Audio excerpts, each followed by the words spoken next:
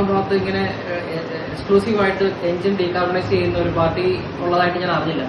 അപ്പോൾ അങ്ങനെ അന്വേഷിച്ചപ്പോഴാണ് പിന്നെ ആലുവയിലുള്ള ഡീകാർബണൈസിംഗ് കാര്യത്തിനെ പറ്റി നമ്മൾ അറിയാൻ സാധിച്ചത്. എൻ്റെ പേര് അനന്തു. ഞാൻ എറണാകുളം കാക്കനാടാണ് താമസം. ഞാൻ ഉപയോഗിക്കുന്ന വണ്ടി ഇസൂസിന്റെ V-Cross എന്ന് പറയുന്ന 2018 മോഡൽ വണ്ടിയാണ്.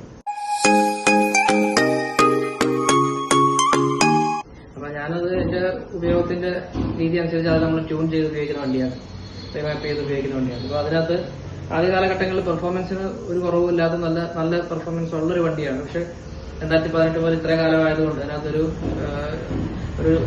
സ്ലോ ആയിട്ട് ഇനീഷ്യൽ കുറച്ച് സ്ലോ ആണ്, ലാഗ് ഉണ്ട്.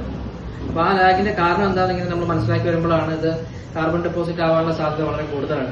പക്ഷെ ഒരു ഇനിഷ്യലി കഴിഞ്ഞാൽ അത് ടേക്ക് ഓഫ് ചെയ്ത് മുന്നോട്ട് പോകും. പക്ഷെ ആ ഇനിഷ്യലിൽ ഒച്ച കൂടുതലാണ്. ഇപ്പൊ 2000 RPM കഴിഞ്ഞാൽ മാത്രമേ അതൊരു സ്മൂത്ത് ആവുള്ളൂ. അപ്പൊ ആ ഒരു പ്രശ്നത്തിനെ പറ്റി സംസാരിച്ചപ്പോഴാണ് ഈ എഞ്ചിനകത്ത് കാർബൺ ഡെപ്പോസിറ്റിന്റെ സാധ്യത നമ്മൾ മനസ്സിലാക്കിയത്. അങ്ങനെയാണ് ഞാൻ ഇവരുമായിട്ട് കണക്ട് ചെയ്തത്. സാധാരണ ഇപ്പൊ എറണാകുളം ഭാഗത്ത് ഇങ്ങനെ എക്സ്ക്ലൂസീവായിട്ട് എഞ്ചിൻ ഡീകാർബണൈസ് ചെയ്യുന്ന ഒരു പാർട്ടി ഉള്ളതായിട്ട് ഞാൻ അറിഞ്ഞില്ല. അപ്പോൾ അങ്ങനെ അന്വേഷിച്ചപ്പോഴാണ് പിന്നെ ആലുവയിലുള്ള ഡീകാർബണൈസിംഗ് കാര്യത്തിനെ പറ്റി നമ്മൾ അറിയാൻ സാധിച്ചത്. അന്നേരം ഞാൻ ഇവിടെ ഇങ്ങോട്ട് വന്നു, ഇവിടെ കൺസൾട്ട് ചെയ്തു.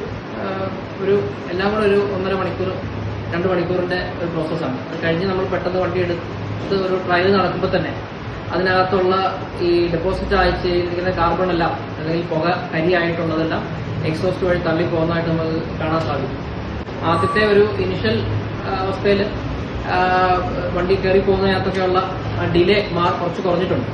ഫസ്റ്റ് ട്രയൽ എടുക്കുമ്പോൾ നമുക്കുണ്ടാകുന്ന വ്യത്യാസം ചെറിയ തോതിലുണ്ട്. കാരണം അത് നമ്മൾ ഓവർടേക്ക് ചെയ്യുമ്പോഴോ അല്ലെങ്കിൽ ആ ഫസ്റ്റ് സെക്കൻഡിലേക്ക് വന്ന് സെക്കൻഡിൽ നിന്നൊരു ഗിയർ ചേഞ്ച് ചെയ്യുമ്പോൾ നമുക്ക് ആ ത്രോട്ടിൽ വല്ലാതെ കൊടുത്ത് കയറേണ്ട ഒരു ആവശ്യം ഇപ്പോൾ ഫീൽ ചെയ്യുന്നില്ല.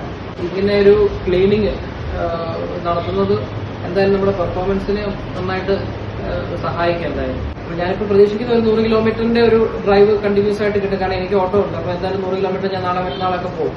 അപ്പോൾ അങ്ങനെ വരുമ്പം കുറെ കൂടെ സ്മൂത്തറായിട്ട് പോകാൻ നമുക്ക് സാധിക്കും തന്നെയാണ് വിചാരിക്കുന്നത്.